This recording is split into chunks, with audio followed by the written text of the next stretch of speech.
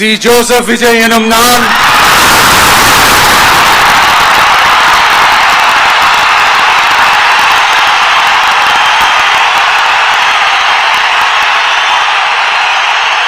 சட்டப்படி அமைக்கப்பெற்ற இந்திய அரசியல் அமைப்பின்பால் உண்மையான நம்பிக்கையும் மாறா பற்றும் கொண்டிருப்பேன் என்றும் இந்திய நாட்டின் ஒப்பில்லாத முழு முதல் ஆட்சியையும் ஒருமையையும் நிலைநிறுத்துவேன் என்றும் தமிழ்நாட்டு அரசின் முதலமைச்சராக உண்மையாகவும் உளச்சான்றின்படியும் என் கடமைகளை நிறைவேற்றுவேன் என்றும்